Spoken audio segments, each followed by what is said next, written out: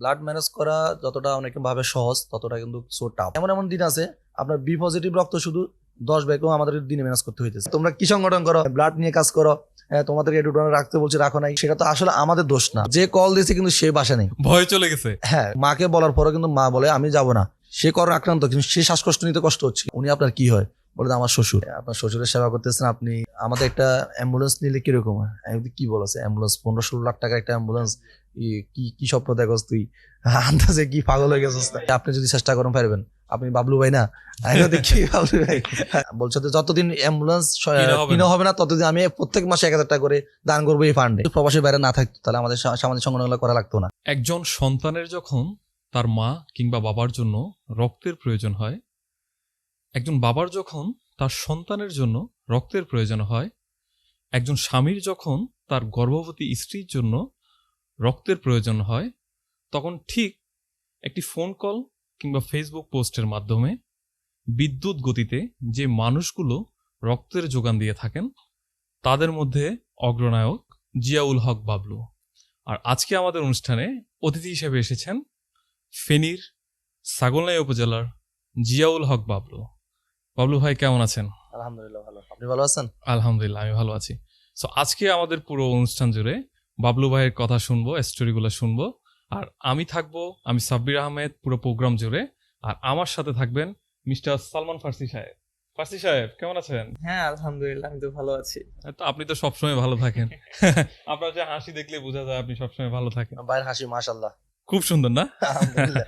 আচ্ছা বাবলু ভাই, যে বিষয়টা নিয়ে আমি আজকের অনুষ্ঠানগুলো, যেহেতু আপনি হচ্ছে ছাগলনাইয়া ব্লাড ডোনার্স ক্লাব, এই সংগঠনটা নিয়ে আপনি কাজ করে যাচ্ছেন, আসলে আপনারা কি ধরনের কাজ করছেন?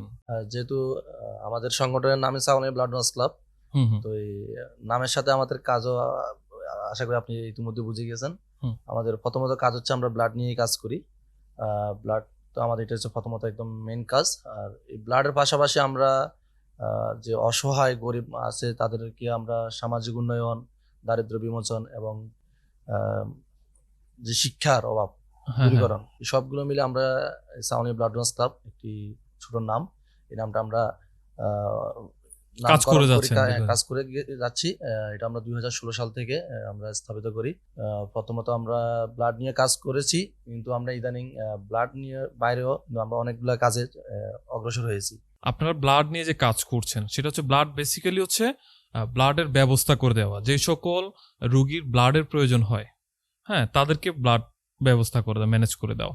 সো আসলে রোগীগুলো বেশিরভাগই থাকে হচ্ছে গর্ভবতী নারী, থ্যালাসেমিয়া রোগী। হ্যাঁ, থ্যালাসেমিয়া রোগী, রাইট, থ্যালাসেমিয়া রোগী। এই থ্যালাসেমিয়া রোগীর কিন্তু অনেক ব্লাডের প্রয়োজন হয়। এই বিষয়টা আপনারা যদি একটু বলতেন কিভাবে তাদেরকে সহযোগিতা করেন? আসলে আমাদের বাংলাদেশে বর্তমানে দেখা যাচ্ছে যে থ্যালাসেমিয়া রোগীগুলো অনেকগুলো হয়ে যাচ্ছে বাচ্চাগুলা। এটার কয়েকটা কারণে হচ্ছে, এটা আমাদের অসচেতনতার জন্য হচ্ছে। আপনি আমাদের শুধু বাংলাদেশ না, আপনি যদি দেখেন আমাদের ছাগলনাইয়া উপজেলার মধ্যে যে রিসেন্টলি আমরা গত 1 থেকে 2 মাস অবজারভেশন করেছি, আমরা 1-2 মাসে আমরা কমপক্ষে 10 থেকে 12টা বাচ্চা পেয়েছি। 10 থেকে 12টা? এর আগে আমরা কিন্তু আমাদের পুরো ফেনী জেলার মধ্যে প্রায় 100-200-র উপরে আমাদের থ্যালাসেমিয়া বাচ্চা আছে, যারা করুণ কষ্ট, তাদের কষ্টগুলো যদি আপনি যদি যান, স্বয়ং নিজে যদি যান ফেনী আমাদের যে ব্লাড ট্রান্সফিউশন যে সেন্টার আছে ওইখানে যদি আপনি যান, হ্যাঁ, তাহলে দেখবেন ওইখানে বাচ্চাগুলো কত কষ্ট করে এক ব্যাগ ব্লাডের জন্য হাহাকার। এটা আপনার কয়েকটা কারণে হচ্ছে, আমাদের দিন দিন বৃদ্ধি পাচ্ছে থ্যালাসেমিয়া রোগীটা। থ্যালাসেমিয়া রোগী যত বৃদ্ধি পাচ্ছে তত আমাদের রক্তের জন্য আমাদের কাছে কলগুলো বেশি আসতেছে, রক্তের প্রয়োজনীয়তা বেড়ে যাচ্ছে। থ্যালাসেমিয়া রোগী যদি আমরা যদি এটা সচেতনতা বৃদ্ধি করতে না পারি, তাহলে আমাদের দেখা যাচ্ছে যে আমাদের আরো ডোনারের অনেক প্রয়োজন হবে, সেখানে আমাদের আরো কাজ করতে হবে। তো আমাদের এই কাজের যে বৃদ্ধি, যে আমাদের কাজের যে কষ্টটা, এটা যদি আমাদের লাঘব করতে হয়, এটা আমাদের মাঝে সকলের জনগণের মাঝে এটা আমাদেরকে একটা সচেতনতা বার্তা পৌঁছাতে হবে, রাইট। তারপরে এটা হচ্ছে আমরা জানি যে আমরা এটা হচ্ছে বংশগত রোগ, এটা কোনো ছোঁয়াচে রোগ না, এটা আমরা যে একজন থেকে আরেকজনের কাছে এই রোগটা ছড়াবে ওইটাও না, এটা এরকমই না, মানে যে এরকম এটা আমাদের বসে যে চর্মরোগ একজন থেকে আরেকজন হতে পারে, এটা এরকম না, এটা একটা হচ্ছে জিনগত, হ্যাঁ, এটা হচ্ছে একটা জিনগত রোগ। এই রোগটা হচ্ছে আপনার এমন একটা রোগ, এটা আমাদের বংশগত জিন কারণে হয়ে থাকে। বিশেষ করে হচ্ছে ধরেন এটা একটা যে থ্যালাসেমিয়া বাহক আমরা বলে থাকি, থ্যালাসেমিয়া বাহক, এই থ্যালাসেমিয়া বাহক যদি আরেকটি থ্যালাসেমিয়া বাহককে বিয়ে করে, সেক্ষেত্রে যদি তাদের আগত যে সন্তান, হ্যাঁ, তাহলে সেখানে যদি যে আগত সন্তান, সেখানে আগত তারও সন্তানটা সেম রোগটা same হওয়ার রোগটা সম্ভাবনা হওয়ার বেশি। সম্ভাবনা 50%। আচ্ছা আচ্ছা আচ্ছা। সেখানে 50% থাকবে। প্রথম সন্তান এবং তৃতীয় সন্তান, বিশেষ করে আমাদের চিকিৎসকেরা বলে থাকেন প্রথম সন্তান তৃতীয় সন্তান থ্যালাসেমিয়া বাহক হয়ে জন্মগ্রহণ করে।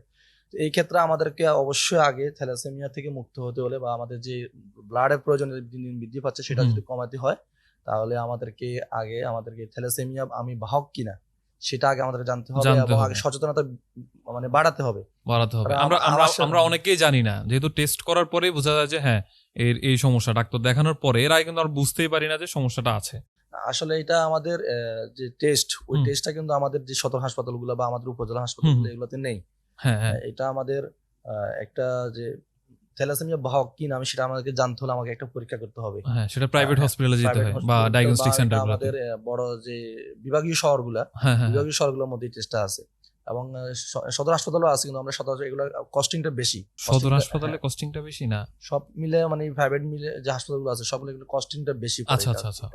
এটার আপনার একটু কস্টিং বেশি হওয়াতে আমাদের যে জনগণ আছে বা যারা সাধারণ মানুষ আছে মানুষগুলো যারা টেস্ট করতে পারে না। আচ্ছা, এটা নাম হচ্ছে একটা হিমোগ্লোবিন ইলেকট্রোফোরেসিস। এই পরীক্ষাটার মাধ্যমে যদি আমরা করে থাকি তাহলে আমরা জানতে পারবো যে আমি কি থ্যালাসেমিয়া বাহক কিনা। আচ্ছা, আমি যদি থ্যালাসেমিয়া বাহক হই, আমি যাকে বিয়ে করব সে কি থ্যালাসেমিয়া বাহক কিনা। আচ্ছা, সেও যদি থ্যালাসেমিয়া বাহক হয়, আমিও থ্যালাসেমিয়া বাহক, তাহলে আমাদের দুজনের মিল হইলে এটা সেখানে আমাদের যদি আগত সন্তান আসবে সেইভাবে থ্যালাসেমিয়া জন্মগ্রহণ করবে। এই জন্য আমাদের অবশ্যই আগে বিয়ের আগে আমাদের যদি বিয়ে ঠিক হয়ে থাকে, যদি আমরা আমি যদি থ্যালাসেমিয়া বাহক হই, সে যদি থ্যালাসেমিয়া বাহক, সেখানে আমাদের বিয়েটা না করাই মানে ভালো হবে। এর আগে আমাদের চেক করা উচিত, এটা বলতে চাচ্ছেন যে আমাদের চেক করে নিলে তাহলে আমাদের সন্তানের ভবিষ্যতের জন্য এটা আমরা অবশ্যই মেসেজটা আমরা দিতে চাই সবাইকে, জনগণকে। বিয়ের আগে অবশ্যই আপনাকে হিমোগ্লোবিন ইলেকট্রোফোরেসিস যে এটা আছে টেস্টটা আছে, ওটা অবশ্যই আপনাকে পরীক্ষা করতে হবে। আর এটা আমরা বর্তমানে আমাদের যে টেস্টের কস্টিংটা কমানোর জন্য আমরা বাংলাদেশ সরকারকে অনুরোধ জানাবো, বা বিভিন্ন যে সরকারি হাসপাতালগুলো আছে এগুলোতে যেন বিশেষ করে উপজেলা হাসপাতালগুলোতে যদি আমরা এই পরীক্ষাটা আনতে পারি, আমাদের যে বাংলাদেশ সরকার যদি আমাদেরকে এই স্বেচ্ছাসেবকদের মাধ্যমে বা আমাদের সামাজিক সংগঠনগুলো সবার মাধ্যমে যদি উপজেলা হাসপাতালগুলো আসে ব্যবস্থাটা হয়, তাহলে সেখানে দেখা যাবে যে যে সচেতনতাটা আমাদের যে উদ্দেশ্যটা আমরা একদম এগিয়ে যেতে পারবো। আমরা কিন্তু সবসময় আমাদের যে প্রোগ্রামগুলা বা আমাদের যে দিবসগুলো সবখানে কিন্তু আমরা এই মেসেজটা দিয়ে থাকি। হ্যাঁ, বিয়ের আগে অবশ্যই কি করতে হবে, থ্যালাসেমিয়া বাহক সেটা আমাকে জানতে হবে। কিন্তু আমি জানবো কিভাবে? টেস্টটা তো আমাদের এখন আমাদের হাতের নাগালেই নেই। এটা আমাদের করতে হলে এটা আমাদেরকে হাতের নাগালে নিয়ে আসতে হবে, যে কোনো মাধ্যমে হোক, সেটা গভর্নমেন্টের সহযোগিতায় হোক বা কোনো ট্রাস্টের মাধ্যমে হোক বা যে কোনো মাধ্যমে সামাজিক সংগঠনগুলা একজোট হয়ে হইলো আমাদেরকে এই কাজটা করতে হবে। না হলে ব্লাডের যে যোগানটা এটা দিতে কিন্তু হিমশিম খেয়ে যাচ্ছে প্রতিটা মানুষ। দেখা যাচ্ছে যে আমাদের থ্যালাসেমিয়ার পাশাপাশি কিন্তু আমাদের আবার এই রক্ত স্বল্পতা রোগী আছে, কিছু বয়স্ক, তার পাশাপাশি কিছু আছে কিডনি সমস্যা রোগী, তার পাশাপাশি আছে কিছু হচ্ছে আপনার হচ্ছে গর্ভবতী মহিলা, ক্যান্সার পেশেন্ট, সবগুলো আমাদের কি করতে হচ্ছে, ওই যে থ্যালাসেমিয়া বা আমরা রোগীগুলোকে আমরা মানে একদম পারফেক্ট ভাবে আমরা তাদেরকে হেল্প করতে পারতেছি না। যদি তারা একটু এদিকটা একটু কমতো, তাহলে আমরা দেখা যেত মানে সব দিকে মিলে আমরা কাজটা আমাদের জন্য আরো সহজ হতো। কারণটা হচ্ছে ডোনারের সংখ্যা অতটা বেশি না, বা ডোনার আমরা জানি যে ডোনার তো সবসময় পাওয়া যায় না। ঠিক আছে, একজন ব্যস্ত একটা সময় কাটাচ্ছে, সে ফ্রি থাকলে তারপরে দেওয়ার চেষ্টা করে, কিন্তু যদি সে ব্যস্ত থাকে, সে কর্মজীবী মানুষ, ব্যবসায়ী মানুষ, তার প্রতিষ্ঠান ছেড়ে সে যেতে পারছে না, ছুটি পাচ্ছে না, এরকম মানুষ তো আসলে ম্যানেজ করা খুবই টাফ। তাও আমরা আলহামদুলিল্লাহ আমাদের ফেনীতে বা সারা বাংলাদেশে কাজ করছে। হ্যাঁ, অনেক মানুষই আগ্রহের সাথে প্রতি 3 মাস পর পরই দিচ্ছে, মানে 3 মাস পর পর দিচ্ছে, এরকম মানুষের মানে সংখ্যাও কম না। ঠিক আছে, আবার এই রুগীর সংখ্যাও কম না, রুগীটাও আসলে দিন দিন যেরকম বাড়তেছে ডোনার সংখ্যাটা বাড়তেছে, কিন্তু এটাকে যদি না কমাইতে পারি সেটা আমাদের জন্য ক্ষতিকারক, অনেক বড় ক্ষতিকারক। আরেকটা বিষয় যেটা ব্লাড ম্যানেজ করা, আসলে ব্লাড ম্যানেজ করাটা এতটা সহজ না। ঠিক আছে, আমার দৃষ্টিকোণ থেকে বলতেছি যে একজন মানুষকে আপনি প্রথমে ব্লাড প্রয়োজন হলে আপনি কল দিলেন, ঠিক আছে, কল দিলেই কিন্তু আপনি ম্যানেজ করা, যে বিদ্যুৎ গতিতে ম্যানেজ করা, এটা কিন্তু টাফ, কিন্তু আলহামদুলিল্লাহ আপনারা করতেছেন, কোনো না কোনো মাধ্যমেই করতেছেন। তো সেটা যদি একটু বলতেন যে কিভাবে করা হচ্ছে, আসলে তাদেরকে কিভাবে আনতেছেন। আসলে ব্লাড ম্যানেজ করা যতটা অনেকে ভাবে সহজ, ততটা কিন্তু সো টাফ। এটা অনেকে মনে করে যে আমরা আমাদের সাউনিয়া ব্লাড ডোনার্স ক্লাব আছি, আমাদের বিভিন্ন সামাজিক সংগঠন আছে, বিভিন্ন রক্তদান সংস্থাগুলো আছে সারা বাংলাদেশ ব্যাপী, তারা খুলতেছে, হ্যাঁ একটা ব্লাডের জন্য কল দেয়, তারা কিন্তু এটা চিন্তা করে না তাদের কাছে হয়তো বা একজন থ্যালাসেমিয়া রোগী বা তার আগে একজন রক্ত স্বল্পতা রোগী হয়তো তার আমি একটা ব্লাড রিকোয়েস্ট করতেছি, তার আগেও অনেকেই রিকোয়েস্ট করছে।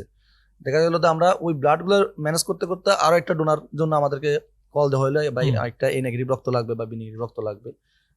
তখন আমাদের সব দিক থেকে আমরা দেখা গেলো যে এমন এমন দিন আছে আপনার বি পজিটিভ রক্ত শুধু 10 ব্যাগও আমাদের দিনে ম্যানেজ করতে হইতেছে। তো আবার 10 ব্যাগ ম্যানেজ করার পরেও কিন্তু আবার একটা ফোন আসতেছে। তখন আমরা মানে সব দিক দিয়ে আমাদের ফ্রেন্ড সার্কেল বা আমাদের সদস্য দেওয়ার পরেও কিন্তু আমাদের আবার খুঁজতে হচ্ছে। বিশেষ করে আমরা এটা আপনারা জানেন যে আমরা সামাজিক যোগাযোগ মাধ্যমে কিন্তু আমাদের মেইন টার্গেট হচ্ছে সামাজিক যোগাযোগ মাধ্যমে আমরা ডোনারগুলো কালেকশন করে থাকি বা আমাদের সদস্য যারা আছে সবাই আমরা সামাজিক যোগাযোগ মাধ্যমে আমাদের কাজটা হচ্ছে এটা। তো আমরা যখন ইমার্জেন্সি বা খুব দ্রুত রক্তের প্রয়োজন হয় আমরা আমাদের যে ফেসবুক গ্রুপ, আমাদের পেজ, সবখানে আমরা মেসেঞ্জার গ্রুপ সবখানে আমরা আমাদের একটা বার্তা পৌঁছে দিই ইমার্জেন্সি যত দ্রুত সম্ভব ওই হাসপাতালে এই সময়টার মধ্যে রক্ত লাগবে এই গ্রুপ। অনেকেই আছেন যারা মানবিক বা যারা একটু সবসময় 3 মাস পর রক্তদান করেন, তারা কমেন্ট করে আমি ব্লাড দিতে ইচ্ছুক, সেটার সাথে সাথে আমাদেরকে মেসেঞ্জার অথবা আমাদের কল করে জানাতে ভাই কোন হাসপাতালে লাগবে আমি আসতেছি। তখন দেখা গেল ব্লাডটা ম্যানেজ হয়ে গেল, মানে সাথে সাথে ম্যানেজ হয়ে গেল। আর এটা হচ্ছে একটা দিক। আরেকটা দিক হচ্ছে যখন আমরা অনেক সময় দেখা গেলো রাতের বেলা যখন 1টা-2টা বাজে আমাদের কাছে অনেক সময় কল আসে। হ্যাঁ এটা কিন্তু বেশিরভাগ কলটা আসে কিন্তু কাদের জন্য? ডেলিভারি পেশেন্টদের জন্য। এটা আসলে ডেলিভারি পেশেন্টদের ভুল, আত্মীয়দের বা তারা যে রুগীর পাশে যারা থাকে, হ্যাঁ এটা তাদের ভুল, কিন্তু তাদের অসাবধানতার কারণে কিন্তু তারা কিন্তু ভুক্তভোগী হয়। দেখা গেল ডাক্তারে কিন্তু অবশ্যই তার প্রেসক্রিপশন লিখে দেয় আপনি যখন গর্ভবতী হবেন বা 6 মাস 7 মাস পর যখন হিমোগ্লোবিন টেস্ট করে বা সিবিসি করে থাকে তখন সেখানে তার একটা হিমোগ্লোবিন আসে। যখন ডাক্তার যদি দেখে তার হিমোগ্লোবিন আছে 8 পয়েন্ট বা 9 পয়েন্ট, তখন ডাক্তার অবশ্যই বলে দেয় আপনার যদি ডেলিভারি হয়, নর্মাল ডেলিভারি হোক সিজার হোক, এটা হোক না কেন আপনার অবশ্যই 2 জন রক্তদাতা প্রস্তুত রাখতে হবে। সেটা আমরা সবসময় প্রচার করি আমাদের ফেসবুক বা আমাদের যে কোনো অনুষ্ঠান, যে কোনো আমাদের প্রোগ্রাম, যে কোনো ক্যাম্পেইন, আমাদের যে বিনামূল্যে ক্যাম্পেইন গুলো হয় সবগুলোতে আমরা এটা সচেতনতা একটা বার্তা পৌঁছাই। কিন্তু সেখানে দেখা গেল যে রোগীরা তবুও সাবধান হচ্ছে না। দেখা গেল আমার তো ভাই আছে, সমস্যা নাই, এই যে সাউন্ড ব্লাড ডোনার্স ক্লাব আছে, হ্যাঁ দেখা গেল আরো বিভিন্ন সংগঠন আছে, জালাতে সংগঠন আছে, আমার একটা পরিচিত সংগঠন আছে, সমস্যা নেই, আমরা যখন সিজার হবে তখন আমি তাদেরকে ফোন দিব। হ্যাঁ খুবই সহজ। কিন্তু দেখা গেল যে ওই দিন হয়তো সিজার তো আরো কমপক্ষে 10টা সিজারও থাকতে পারে, আমরা তো ওইদিকে 10টা রোগীর জন্য কি করতেছি, ব্লাডটা ম্যানেজ করার চেষ্টা করতেছি। আরেকটা মজার ব্যাপার কি আমি বলি, সেটা হচ্ছে অনেকে আছে আবার ফোন করে যে আমার এই দিন লাগবে, হ্যাঁ এই সময়টাতে ওই রোগী বলতেছে যে আমার এই মাসের মধ্যে লাগবে, আপনি একজনকে অলরেডি ফিক্সড করে রাখছেন, ঠিক আছে 10 জন আছে 10 জন ফিক্সড, এর ফাঁকে একজন মনে করতেছে যে ইমার্জেন্সি আমার হবে, প্রয়োজন হইলে হবে, না হইলে মানে একটু ওই যে অসাবধানতা যেটা বললেন। অনেকে আছে যারা সাবধানতা আমাদের পোস্টগুলো দেখে বা আমাদের সাথে কাজ করে, যারা আমাদেরকে ফলো করে, তারা অবশ্যই আগে থেকে আমাদেরকে নক করে। দেখা গেল 1 মাস আগেও থেকে আমাদেরকে ব্লাড খুঁজে, দেখা গেল আপনার এবি নেগেটিভ ব্লাড, যেটা খুবই রেয়ার, ও নেগেটিভ, এগুলো খুবই রেয়ার। তো এগুলোর জন্য আমাদেরকে অনেকে নক করে প্রায় 1 থেকে 2 মাস আগে থেকে আমাদেরকে বলে রাখে। তো আমরা তাদেরকে আবারও বলি যে আপনি আমাদের বলছেন ধন্যবাদ, আমাদেরকে কমপক্ষে আবার 1 সপ্তাহ 10 দিন আগে আমাদের কাছে সাথে আবার যোগাযোগ করবেন, ইনশাল্লাহ আমরা আপনাদেরকে ডোনার ম্যানেজ করার চেষ্টা করবো। সেখানেও কিন্তু আমরা ব্লাড ডোনার ম্যানেজ করে দেওয়ার পরে কিন্তু নেগেটিভ ডোনার গুলা আপনার দেখা গেল যে তার একটা ব্যস্ততার সময়ের জন্য দেখা গেল সে আজকে আমি ওই তারিখে তাকে ম্যানেজ করে রাখছি, কিন্তু দেখা গেল ওই তারিখে আমি তাকে পাইলাম না, সে হয়তো তার ব্যস্ততা বা তারা কোনো একটা সামাজিক অনুষ্ঠান বা তার একটা আত্মীয় কোনো অনুষ্ঠান বা সে হয়তো দেখা গেল আমাদের উপজেলার বাইরে অন্য একটা জায়গা চলে গেল, হ্যাঁ তাহলে সেখানে কিন্তু আবার তাকে আমরা ইমার্জেন্সি পাইতেছি না। তখন কিন্তু দেখা গেল যে হয়রানিটা আমরা যারা স্বেচ্ছাসেবক আছি স্বেচ্ছাসেবকরা কিন্তু হয়রানিটা হচ্ছে। হ্যাঁ তখন ওই ডোনারটা যখন চলে যায় তখন রুগীটাও অপারেশন রুমে, হ্যাঁ তখন রুগীও বিপদে পড়ে, আমরাও বিপদে পড়ি। তখন আমাদের যে স্বেচ্ছাসেবক আছে তাদের একটা বদনামি হয়, তোমরা কি সংগঠন করো, এটা তো আসলে বোঝার চেষ্টা করে না, তোমরা কি সংগঠন করো, ব্লাড নিয়ে কাজ করো, তোমাদের একটু ডোনার রাখতে বলছে রাখো নাই, সেটা তো আসলে আমাদের দোষ না, আমরা তো আগে থেকে দায়িত্বটা শুধু আমার না, এই দায়িত্বটা কিন্তু আপনারও, কিন্তু আপনি এই জিনিসটা নিতেছেন না, দায়িত্ব হিসেবে দেখতেছেন না। আমরা তো এখানে কোনো পারিশ্রমিক নিচ্ছি না, আমরা আমাদের অবসর সময় যেটা আছে এটা শ্রম যতটুকু চেষ্টা করতেছি উপর আল্লাহ তাআলার সন্তুষ্টি অর্জনের জন্যই আমরা করার চেষ্টা করতেছি, মানুষকে ভালোবাসি, আমাদের এই কাজটা করতে একটা ভালো লাগা সৃষ্টি হয়, ওই জন্য করতেছি। মানুষ কটু কথা বলে, কটু কথা বলার পরেও আমরা করতে হয়, আমাদের ভালো লাগার জন্য করতে হয় এবং আমাদের আল্লাহর সন্তুষ্টির জন্য করতে হয়। হয়তো কাউকে না কাউকে তো কোনো একটা জিনিস কাজ করতে হবে, সেটা আমরা হয়তো আপনি সেই মানুষটা বা আপনার সাথে যারা আছেন তারা সেই মানুষটা। আচ্ছা ভাইয়া, তুমি কি একটা জিনিস খেয়াল করছো যে সোশ্যাল মিডিয়া প্ল্যাটফর্মটা একদিক দিয়ে কিন্তু পজিটিভ একটা সাইন। হ্যাঁ, পজিটিভলি অবশ্যই এই সোশ্যাল মিডিয়ার কারণেই কিন্তু আমি বলি, সোশ্যাল মিডিয়ার কারণে কিন্তু এই যে ব্লাড ম্যানেজ করাটা অনেকটা সহজ হয়ে গেছে। যেমন দেখা গেলো আমরা 2016 সাল থেকে কিন্তু কাজ করি, হ্যাঁ, আর আমরা আপনি যদি খেয়াল করেন 2012 সাল বা 2010 সাল এদিকে কিন্তু আমাদের যে অ্যান্ড্রয়েড মোবাইলগুলো কিন্তু এত অহরহ ছিল না, না হ্যাঁ এত হাই লেভেলে ছিল না। কিন্তু তখন আমরা ছোট অপেরা মিনি বা আপনার গুগলে আমরা সার্চ করে ফেসবুকটা আমরা ছোট আকারে ব্যবহার করতাম। ওই সময় এত এটা মানে ছড়াও ভাবে হিউজ ভাবে এটা প্রচার হতো না, ছড়াও ভাবে এটা অ্যাভেলেবল ছিল না। তখন ডোনার সংকট কিন্তু খুবই কম ছিল, বেশি ছিল, মানে সংকটটা বেশি ছিল। কারণ হচ্ছে তখন আমরা হয়তো বা ফোন দিতাম, বন্ধু তোর ব্লাড গ্রুপ কি, আমার আত্মীয় ব্লাড লাগতেছে, কিন্তু আমি তো এখন নাই, পারবো না। তখন দেখা গেল যে তারা কি করতো, ছন্ন রাস্তা খুঁজতো রোগীর লোকেরা, হয়তো বা দেখা গেল যে হ্যাঁ দেখা গেল হয়তো ভার্সিটি যায় খুঁজতে হইতেছে, বা ক্লাসে যায় খুঁজতে হইতেছে, ভাই আমার বোনের জন্য রক্ত লাগতেছে, আমার মায়ের জন্য রক্ত লাগতেছে, আপনি কি রক্তদান করবেন কিনা। তখন এটা হেঁটে খুঁজতো, কিন্তু দেখা গেল যে রোগীরা এখন আর হেঁটে খুঁজতে হচ্ছে না। হ্যাঁ, সহজ পদ্ধতি এটা হয়েছে কখন আমরা বলি 2014 বা 15 পরে। আচ্ছা 2014-15 পরে আমরা কিন্তু কাজ শুরু করি 2016 সাল থেকে, আমাদের মানে আনুষ্ঠানিক কাজ। কিন্তু আমরা 2015 সাল থেকে কিন্তু আমি রক্তদানের সাথে জড়িত হই। প্রথম রক্তদান আমরা 2015 সালে, সেখান থেকে আমার রক্তদান শুরু হওয়ার পর থেকে আমরা কাজ করা শুরু করি। ওই প্রথমত দেখা গেল যে আমার একটা বন্ধুর মায়ের জন্য রক্ত লাগতেছিল, তো সেখানে আমার দেখা গেল যে তারও খুঁজতেছিল, তো আমি বললাম যে আমারও পজিটিভ। এখানে আরেকটা বিষয় হচ্ছে, আমি প্রথমবার রক্তদান করতে গিয়েছিলাম প্রায় রাত 1টা, রাত 1টার দিকে রক্তদান করার জন্য গেছি। আমার একটা বন্ধুর মায়ের যে জ্বরের অপারেশন হবে, আমার ফোন দিল ব্লাড লাগবে, রাতে 1টা বাজে। ঘরে কিভাবে বলবো প্রথমবার ব্লাড দেবো, ঘরে বলা যাবে না। তো এখন কি করলাম, কারণ ব্লাড দেওয়াকে তো সাপোর্ট করে অনেক সময় আমি থাকতাম সামনের রুমে। হ্যাঁ, তখন সামনের রুম থাকতাম, যেহেতু তালা চাবি সামনের রুমে থাকে, তো চাবিটা নিয়ে আমি আস্তে করে রাতে একটা ফোন দিল, চুরি করে চোরের মতো চলে নিজের ঘর থেকে চোরের মতো পালাইতে দিতেছে। তখন তুই থাক, আমি আসতেছি, আমি যেভাবে ম্যানেজ করি বেরোতেছি। তো এই প্রথমে তো বাইরে এলাম, একটা কোল বালিশকে আমি কোল বালিশ শোয়াই দিয়া মানে আমি আসি, যদি কেউ আসে চেক করে বা আমি আসি। ওই দিন কিন্তু ওই রাতটা খুবই ইন্টারেস্টিং। ওইটা বের হয়ে গেলাম। ওই দিন বের হওয়ার পরে আমি প্রায় 3টা পর্যন্ত ছিলাম একসাথে, অপারেশন সাকসেসফুল হয়ে ব্লাড লাগে নাই, প্রথমত চলে আসলাম। তো ওই দিন বুঝলাম যে আসলে রক্তের জন্য মানুষ হাহাকার কি কতটুকু। তারপরে দেখলো যে আমার খালাতো ভাইয়ের বইয়ের জন্য রক্ত লাগছে, তখন আমি ছিলাম ঢাকা। আমি তখন 2015 সালে আমি কোচিং করার জন্য ঢাকা আসছিলাম। তখন আমার ফোন দিল, ভাই তোর ভাবির জন্য রক্ত লাগতেছে, আমি কেউ আসি না দেখ। তো আমি অনেকজনকে ফোন দিলাম, অনেকজনকে কল দিলাম, তখন কেউ রেসপন্স করে না। তখন আমি ব্লাডের সাথে এত সম্পৃক্ত ছিলাম না। তখন 2015 সালের শেষের দিকে আমি বাড়ি চলে আসি, সাউন্ডে চলে আসি ঢাকা থেকে। আসার পরে আমার এলাকার বন্ধু বান্ধব যারা ছিল সবাই মিলে আমরা একটা এলাকাতে আমরা উদ্দীপনা সমিতি নামে একটা সমিতি স্থাপন করি, যেটা মূল উদ্দেশ্য ছিল আমরা চাঁদা নেওয়া, 100 টাকা করে চাঁদা নিয়ে আমরা গ্রামের মানুষদেরকে সাহায্য করা। গ্রামে যদি কারো কোনো রোগী যদি রক্ত লাগে সেখানে আমরা ম্যানেজ করে দেওয়া। গ্রামে যদি কোনো ছাত্র যদি পড়ালেখা করতে না পারে সেখানে আমরা আমাদের অর্থায়ন থেকে তাদেরকে সাহায্য করা, আর বিভিন্ন রোগীদের সাহায্য করা। সব মিলে আমরা এটা কাজ করা শুরু করলাম। সেখান থেকে ছোট আকারে হোক কিন্তু কাজ শুরু হয়ে গেছে, একটা উদ্দীপনা সমিতি নামে।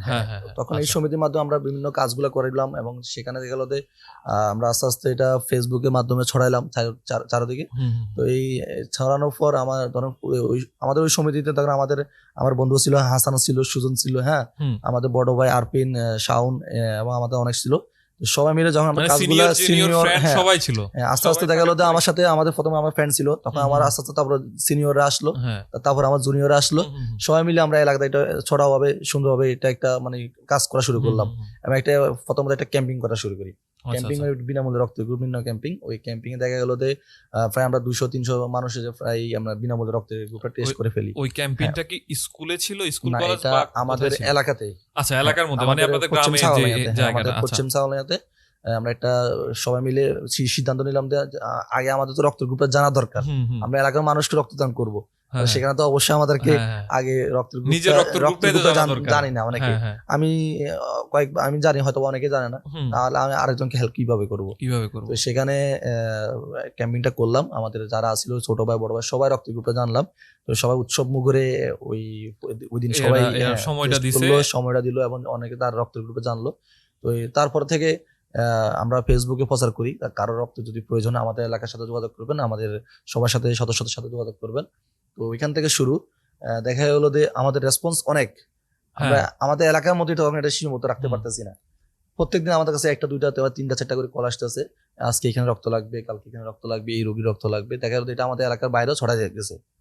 কারণ হচ্ছে ওই সময় খুব বেশি মানুষজন এই বিষয়টা নিয়ে কাজ করে নাই। তখন কিন্তু আমাদের সাউনি উপজেলাতে 2015 সালে এত কোনো সংগঠন ছিল না যে রক্ত নিয়ে কাজ পার্সোনালি করবে। হয়তো কেউ না কেউ একজন ব্লাড দুইজন ব্লাড ম্যানেজ করতো। হ্যাঁ, কিন্তু দেখা গেল যে ওই যে এবার সংগঠন বা দ্বারা মানে পুরো উপজেলা ব্যাপী কেউ কাজ করে নাই। তো আমরা 2015 সালের পরে আমরা যখন এলাকাতে এটা করলাম, তখন আমাদের সবার সাথে সিদ্ধান্ত নিলাম না আমরা এটা আরো বৃহৎ আকার করতে চাই। হ্যাঁ, বৃহৎ আকার করতে চাই, তো কি করতে হবে?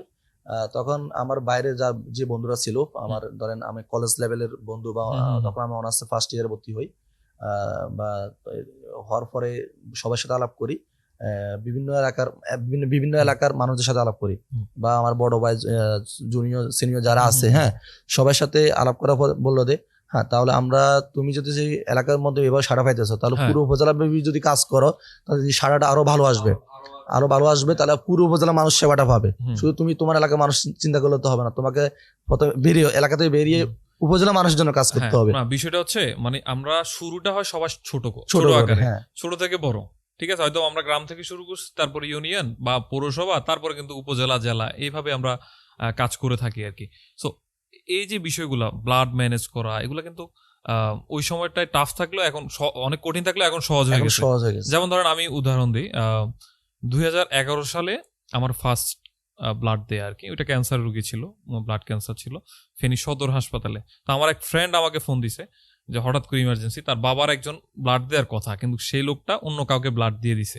মানে ওই সময় খুব কম মানুষ ব্লাড দিত। তো আমাকে ফোন দিয়ে হঠাৎ করে বললো যে আসতে হবে, হ্যাঁ, সদরে। আমি খুব ভয় পাচ্ছিলাম যে হ্যাঁ কি না কি হয় গিয়ে, ঠিক আছে। যখন গেলাম, খুব সুন্দরভাবে কথা বলতেছে, একজন দেখি একটা ডাব নিয়ে বসে আছে, আমি যাক ডাব তো খাওয়া হবে, ঠিক আছে, আমি খুব খুশি, ঠিক আছে। এখানে আবার আপনার ব্লাড দেওয়ার জন্য ডাব, আমরা অনেকে আবার ডাব খাওয়ার জন্য যাই, এখানে আবার একটা কথা থেকে যায়, এটা হয়তো আমরা অনেকে জানি না। আমরা কিন্তু ব্লাড দেওয়ার জন্য যাই, সেটা কিন্তু আবার অন্যের উপকারই না, আমার উপকার হয়। সেটা কিভাবে? আমরা সেখানে আমার কি শরীরে কোনো রোগ জীবাণু আছে কিনা, SBS বা আমার হেপাটাইটিস বি বা আমার কি কোনো রোগ আছে কিনা, সেটা কিন্তু আমরা জানতে পারতেছি। তাহলে সেখানে আমার একটা রোগীকে আমি কিন্তু হেল্প করতেছি। যেন আপনি ব্লাড দিতে গেছেন, তখন আপনার শুধু ডাব ওখানে আনন্দ হইলো, ক্রস ম্যাচিং সময় আপনার সবগুলো রোগ, অনেকগুলো রোগ সম্পর্কে জানতে পারলেন। প্রতি 3 মাস পর এটা আপনার জন্য ভালো, হ্যাঁ, আমাদের ডোনারের জন্য ভালো। একদিকে মানসিক শান্তি, একদিকে রোগীকে ভালো, আমি রক্তদান করলাম, এটাই আমার শরীরের সম্পর্ক জানলাম, আমি কি কোনো অসুস্থ কিনা, সব দিকে এটা আসলে এটা খুব ভালো লাগে। এই বিষয়টা যেটা বলতেছিলাম যে 2011 সালে ফার্স্ট যখন ব্লাড দিতে গেলাম, ডাব দেখলাম, ভালো মন খুশি হয়ে গেল। যখন সুই দেখলাম, ঠিক আছে, তখন মনটার অবস্থা ভয়, এত মোটা সুই। ওই সময় কিন্তু মোটা সুই ছিল, ঠিক আছে, এখনো মোটাই আছে, কিন্তু তাও আগের থেকে অনেক উন্নত। প্রথমবার আসলে এটা সবার কাছে ভয় লাগে, আর যখন আপনি যদি মনের মধ্যে নিয়ে আসেন যে আমি তো একটা রোগীকে উপকার করতেছি, তখন দেখবেন আপনার কাছে আরো সুই ব্যথাটা সহজ হয়ে যায়। আমি যখন ওইটা মানে আমাকে পুশ করলো যে ব্যাপারটা কিন্তু আমার জন্য না চলে গেছে, একটা পিঁপড়ার মতো কামড় দিছে, আচ্ছা যাক। এরপরে যখন ব্লাড গুলো নিতেছে মনে হচ্ছে হায় সব কমে যাচ্ছে, হ্যাঁ। কিন্তু আলহামদুলিল্লাহ যখন দেয়া শেষ হইলো, আঙ্কেলটা এর মনে হয় 3 মাস পরে আঙ্কেল মারা যায়। সো ওর সাথে আমার কিন্তু ওই যে ছেলেটাকে ব্লাড দিছি, ওইটা আমার এক ফ্রেন্ডের ফ্রেন্ড, ফেনী কলেজের ছিল। তোরা ফেনী কলেজে ইন্টারে ছিল। সো আমি তখন ফেনীতে আসার কারণে আমারে ফোনটা দিছে আমার এক ফ্রেন্ড। সো এটা দেওয়ার পরে আঙ্কেলটা এত দোয়া করলো, আমার মন একদম খুশি হয়ে গেল, ঠিক আছে। আঙ্কেল 3 মাস পরে মারা গেলেও মানে আমার কাছে মনে হয়েছে যে যাক আমি লাস্ট ব্লাডটা আমি দিছি, তো জিনিসটা আমার কাছে খুব ভালো লাগছে। দেখছো, তোমার ওই দোয়ার কারণে কিন্তু এখনো তুমি বেঁচে আছো, এবং আমি মনে করি তোমার শরীরে অনেক অনেক অনেক রক্ত আছে এখন। সব নিয়ে নিবে নাকি? না, মোটামুটি স্বাস্থ্যবান আছে। না, স্বাস্থ্যবান হইলে হবে না। স্বাস্থ্যবান হইলে যে না, blood বেশি, স্বাস্থ্যবান এটা না, আবার blood-এর হিমোগ্লোবিনটা আমাদের অবশ্যই হ্যাঁ, ওইটা বজায় দেখতে রাখতে হবে। এটা কিন্তু অনেকে আবার এটা যে কথাটা বললেন স্বাস্থ্যবান, হ্যাঁ ভাই, এটা আসলে এটা খুব ভালো একটা পয়েন্ট। দেখা গেল যে আমরা অনেকে ব্লাড দিই, দেখা গেলো আমি একটু স্বাস্থ্য আছি, আমি আজকে 1 ব্যাগ দিলাম, দেখা গেলো 10-15 দিন পর আমার একটা আত্মীয় জন্য রক্ত লাগতেছে, সেখানে সে কি করলো, সেখানে সে আবার যে ব্লাডটা দিয়ে দিল, তাহলে তার 1 মাসের মধ্যে 2 ব্যাগ দেওয়া হয়ে গেল। সেখানে যদি তার হিমোগ্লোবিন 12 বা 11 নিচে নেমে যায়, তার জন্য ক্ষতি, তার ব্লাড লাগবে, তার ব্লাড লাগবে কিন্তু সেখানে হয়ে যাবে। আমরা এটা কিন্তু মানি না অনেকে। আবার দেখা গেলো আমরা অনেকে ব্লাড দেওয়ার পর অনেকে আমরা বলি যে 10 মিনিট শুয়ে থাকেন বা 5 মিনিট শুয়ে থাকেন, এগুলো যদি মেনটেন করে আমাদের হিমোগ্লোবিন গুলো আমাদের শরীরের এগুলো ভালো সতেজ থাকে বা ভালো থাকে, এগুলো মেনটেন করা উচিত আমাদের শরীরের জন্য। ব্লাড দেওয়া যেমন ভালো, আমাদের ব্লাড দেওয়ার পর আমাদের কিছু নিয়ম কানুন আছে, এগুলো মেনে চলাও ভালো। হ্যাঁ, আরেকটা বিষয় যেটা ব্লাড দেওয়ার পরে ওইখান থেকে শুরু, আমার অনেকবারই ব্লাড দিছি। তো আমাদের দেশে কিন্তু ব্লাড দেওয়াটা একটু সহজলভ্য।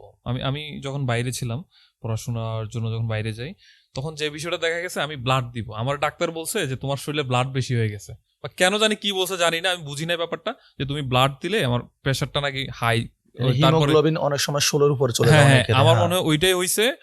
ওরা এই পয়েন্টটা বলে নাই, আমাকে দেখার পরে বলতেছে যে তুমি ব্লাড দাও। তো আমি ওইখানে গেলাম, ওইখানে ক্যাম্পেইন চলতেছে, ব্লাড দিব, ঠিক আছে, হসপিটালে গেলাম, দেওয়ার পরে হ্যাঁ, ওরা বলতেছে যে না, কার্ড দেখলো তোমার ব্লাড নেওয়া যাবে না। কেন নেওয়া যাবে না? বলতেছে আমাদের এখানে নিয়ম হচ্ছে 2 বছর মিনিমাম থাকতে হবে এই দেশে। হ্যাঁ, 2 বছর থাকার পরে তারপরে নিবে। আমি তো খুব টেনশন, আমি পরে আমার মনে হয়েছে কি, আমি 1 মাস পরে দেশে আসছি, তারপর আমি খুঁজতেছি সবাই কার ব্লাড লাগবে, ঠিক আছে, ব্লাড দিতে হবে। যে আসলে অতিরিক্ত ব্লাডও কিন্তু ভালো নয়, সুতরাং ব্লাড দেওয়াটাই ভালো। এটা আমরা প্রতি 3 মাস পর 4 মাস পর দিলে আমরা মনে করি এটা ভালো, বছরে 3 বার, তাহলে আমাদের শরীর হিমোগ্লোবিন যেটা মানে মেনটেন্সটা বজায় থাকে আর কি। এটা আমরা সবাইকে বলি, এই জন্য বছরে 3 বার যদি হিমোগ্লোবিন ভালো থাকে তাহলে 4 বার দেওয়া যায়, এটা আমরা বলি আর কি সবাইকে। আচ্ছা ভাইয়া, আপনি যে বললেন যে যখন আপনি প্রথম ব্লাড দিয়েছেন, তো তখন একটা স্টোরি বললেন যে আপনি চুরি করে দিয়েছিলেন। এখন যে অবস্থা, এখন যে ইয়াং জেনারেশন, অ্যাকচুয়ালি কি তারা রক্ত প্রদানে এখন আগ্রহী? আপনার কাছে কি মনে হচ্ছে? আসলে এখন আগ্রহী দেখাচ্ছে হচ্ছে, ধরুন ফেসবুকে আমরা বলি, অনেকে বলে যে তুমি ফেসবুকে রক্তদান করছো, ফেসবুকে কি জন্য দাও? হ্যাঁ, আমরা ফেসবুকে এটা এই জন্যই শো আপ করি যে আমি যদি ব্লাডটা দিই, দেখা গেল যে সেখানে আমার দেখা দেখি আমার একটা ছোট ভাই আমার রক্তদান দেখলো, হ্যাঁ আজকে আমার বড় ভাই রক্তদান করলো, হ্যাঁ, তার এটা কি, এটার মধ্যে কি আছে সেটা দেখার জন্য হয়তো বা অনেকে মানে রোগীকে রক্তদান করতে চায়। দেখা গেলো যে ওই দেখা দেখিতে আমার ছোট ভাই 2টা আসলো, আমার বড় ভাই 2টা আসলো, এরকম যখন আমরা রক্তদান শুরু করি, কিন্তু প্রথমত আমাদের এত ডোনার ছিল না।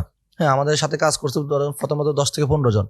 দেখা গেল তারপরে আমার ফ্রেন্ড সার্কেল অনেকে আসলো, আমার সাথে প্রায় 100 বা 100-200 সদস্য আমাদের হয়ে গেল। তখন এখন কতজন কাজ করতেছে, মানে একদম ক্লোজ যে মানুষগুলা যে দায়িত্ব নিয়ে কাজ করতেছে, ওইরকম কয়জন? আমরা আসলে যখন 2015 সাল থেকে 16 সাল থেকে কাজ করা শুরু করি, তখন আমাদের সদস্য প্রথমত আমরা 15 থেকে 20 জন সদস্য নিয়ে কাজ করি। ধর আমাদের সাথে ছিল, আমি ছিলাম, আমাদের রিফন ছিল একজন নামে, তিনি এখন ইতালি প্রবাসী, আমার গ্রামেরই ছিল, ইতালি প্রবাসী। আরেকজন আছে আমাদের আসাদ, হচ্ছে আমাদের নাজিম, আমাদের শাওন ভাই, আরপিন, এই কয়েকজন আমাদের পরশ হয়। আমরা কয়েকজন বন্ধু বান্ধব মিলে যখন আমরা এলাকার বাইরে চলে গেলাম, আমরা এলাকার বাইরে এই কয়েকজন নিয়ে আমরা কাজটা করা শুরু করি। সবাইকে নিয়ে যখন কাজটা করা শুরু করি, দেখা গেল তাদের, আমার এই যে নাজিম বললাম, পরশ বললাম, রিফন বললাম, এদের দেখা দেখিতে দেখা গেলো এদের বন্ধু বান্ধবরা এগিয়ে আসছে। মানে আমাদের তো বন্ধু বান্ধব কি, আমাদের একটা গ্রুপ মানে 50-100 জন। হ্যাঁ, 50-100 জন, ঠিক আছে, অন্তত 100 জনের মধ্যে অন্তত 50 জন আসলেও অনেক। হ্যাঁ, দেখা গেল সেখানে আমার 15-20 জন সদস্য থেকে কিন্তু আমাদের এখন প্রায় 100 বা 200 জন মতো সদস্য হয়ে গেছে। কিভাবে জিনিসটা হয়েছে, ওই যে একজনের দেখা দেখি 10 জন হয়ে গেল, সেখানে আমার প্রায় 200 জন সদস্য। এখন আমাদের বর্তমান 200 জন সদস্যের তালিকা আছে আমাদের কাছে, আলহামদুলিল্লাহ। এটা অনেক ভালো একটা ব্যাপার। আরেকটা ব্যাপার যেটা করোনার সময়, হ্যাঁ, করোনার সময় যেহেতু আমি নিজেও করোনা ইউনিটের দায়িত্বে ছিলাম, করোনা ইউনিটে কাজ করা হয়েছে আমার, তো সেই অভিজ্ঞতা থেকে বলতেছি, করোনার সময় একটা মানে মহামারীর সময়, সেই মহামারীর সময়টা আসলে কি রকম ছিল মানুষও জানে, একটা ভয়ঙ্কর পরিস্থিতি তৈরি হয়েছিল। সো সেই সময় সবচেয়ে গুরুত্বপূর্ণ যে কষ্টের ম্যানেজ করা যে বিষয়টা, ব্লাড ছিল না, সেটা ছিল হচ্ছে অক্সিজেন। হ্যাঁ, আমি জানি যে হ্যাঁ, অক্সিজেন সিলিন্ডার নিয়ে আমার মনে পড়ে যে ছাগলনাইয়া ব্লাড ডোনেশনের একজন সদস্য আসাদ আমাকে একদিন কল দেয় যে ভাইয়া আমাদের এই সমস্যা, এই অক্সিজেন পাচ্ছি না, সিলিন্ডার লাগতেছে, যে পরিমাণ রোগী আমরা কাজ শুরু করছিলাম কিন্তু আমরা অক্সিজেন পাচ্ছি না। এরপরে কিছুদিন পরেই আমি যখন জিজ্ঞেস করলাম, একটা আমি নিজেই ব্যবস্থা করে দিয়েছি, ম্যানেজ করে দিয়েছি। তো তারপরে সে বললো যে ভাই আর লাগতেছে না। আমার আলহামদুলিল্লাহ অনেকগুলা পাইছি। আসলে বিষয়টা কি ছিল? আসলে আমরা যখন দেখলাম যে করোনা রোগীদের জন্য সব দিকে তাদের অক্সিজেনের সমস্যা হইতেছে, হয়তো এটা পুরো বিশ্বে যখন করোনা ভাইরাসটা ছড়িয়ে পড়ে, তখন দেখা গেলো যার মধ্যে করোনা ভাইরাস আক্রান্ত হচ্ছে, দেখা গেলো যে যারা ইয়াং ছিল তাদের কিন্তু শ্বাস প্রশ্বাস নিতে সমস্যা হতো না, বা তাদের জন্য মানে কম হতো, যেটা মানা হ্যাঁ, যাইতো। এটা হাসপাতালে গেলে বা ঠিক হয়ে যেত ওষুধ বা ওষুধে কোনো সমস্যা হলে এটা মেনে করলে। কিন্তু দেখা গেলো যারা বয়বৃদ্ধ ছিল বা অ্যাজমা পেশেন্ট ছিল, তাদের যদি এটা আক্রান্ত হতো, তাদের সাথে সাথে কিন্তু অক্সিজেনের প্রয়োজন হতো, তাদের শরীরে এটা মানে প্রচন্ড কষ্ট হতো তাদের জন্য। আর ওই সময় আমরা আমাদের ফেনী জেলার মধ্যে কয়েকটা সংগঠন কাজ করা শুরু করে। দেখা গেলো যে পরশুরামে আমাদের ইয়াসিন ভাই কাজ করা শুরু করে আমাদের আগে, কিন্তু অক্সিজেন নিয়ে কাজ করা শুরু করে। এর পাশাপাশি বিভিন্ন সংগঠনগুলো আছে, যেমন সহায় সংগঠন ছিল, ওরাও কাজ করা শুরু করে। তারপর হচ্ছে আপনার আমরা দেখলাম যে ফেসবুকে চারিদিকে অক্সিজেন অনেকে একটা দুইটা নিয়ে কাজ করা শুরু করে। তখন চিন্তা করলাম যে আমরা আমাদের ছাউনি উপজেলার মধ্যে যদি অক্সিজেন কারোর লাগে, হ্যাঁ, দেখা গেল সেখানে আমরা সদর হাসপাতালে আমাদের পর্যাপ্ত পরিমাণ তখন ছিল না, কিন্তু ছিল না, প্রথম কিন্তু পর্যাপ্ত ছিল না। তখন আমরা চিন্তা করলাম যে আমাদের ছাউনি উপজেলাতে যদি লাগে, তখন আমরা কি আবার যে পরশুরাম ইয়াসিন ভাইয়ের কাছে যেতে যেতে কিন্তু আমাদের প্রায় 1 ঘন্টা 2 ঘন্টা সময় লেগে যাবে। তো আমরা ডিস্টেন্সটা দূরে, হ্যাঁ, 1 ঘন্টা 2 ঘন্টা সময় লেগে যাবে। তখন 1 ঘন্টা 2 ঘন্টা অক্সিজেন নিয়ে আস্তে আস্তে রোগীর হয়তো বা সমস্যা পড়তে পারে।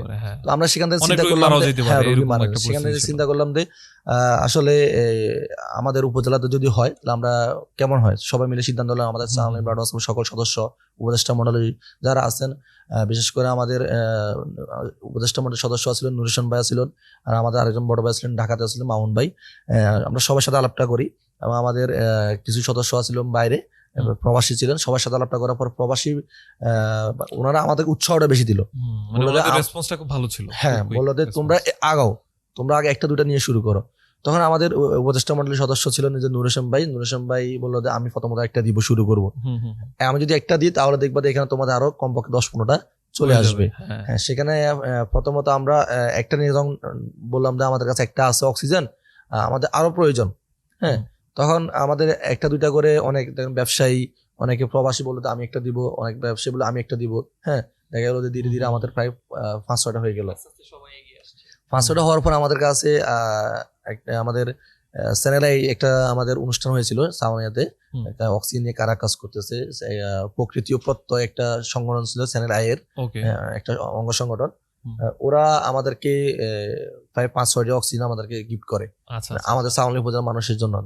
তারা দেখলো যে আমরা কাজ করতেছি মানে ছড়াও ভাবে, হ্যাঁ, আমরা আমাদের জীবনের মায়া ত্যাগ করে, জীবনের ঝুঁকি নিয়ে যদি আমরা কাজ করতে পারি রোগীদের জন্য, তারা আমাদেরকে যদি হেল্প করে তো সেখানে আরেকটা রোগী উপকার পাবে। ওই জন্য চ্যানেলাই এটা সিদ্ধান্ত নিলে আমাদেরকে 500টা অক্সিজেন দিবে। তো চ্যানেলাই ওই 500টা অক্সিজেন আমাদের কাছে যেগুলো ছিল সব মিলে আমরা প্রায় 20 থেকে 22টা অক্সিজেন সংগ্রহ করে ফেলেছি প্রায় 1 মাসের মধ্যে।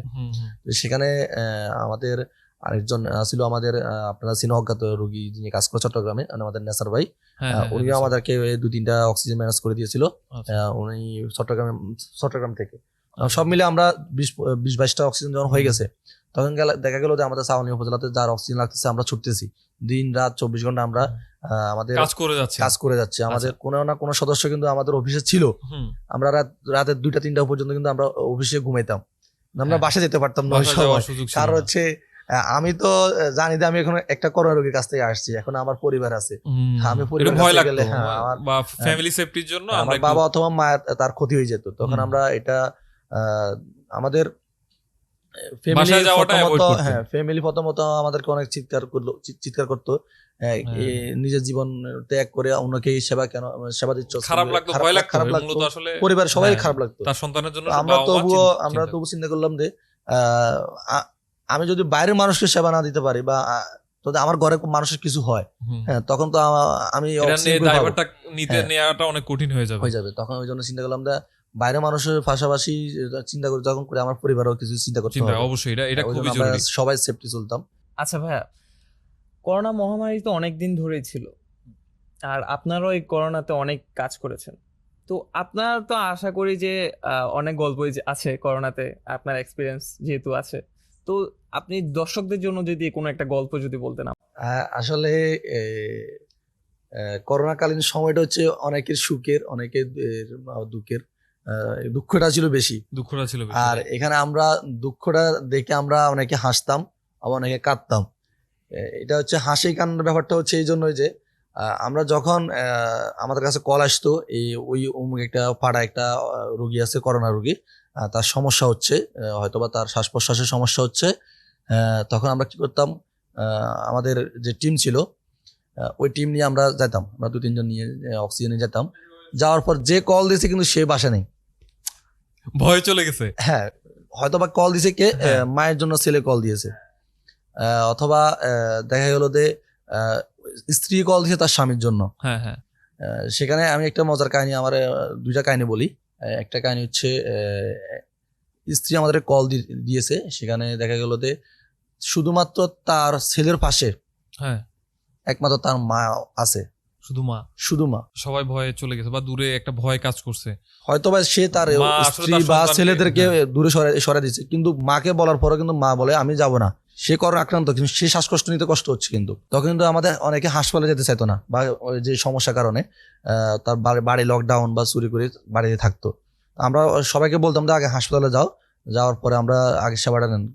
যেত না, অনেকে যেত না, তো এই বাসায় ট্রিটমেন্টটা নিত অনেকে, চুরি করে ডাক্তারদের সেবা পরামর্শ নিয়ে বাসায় ট্রিটমেন্ট নিত।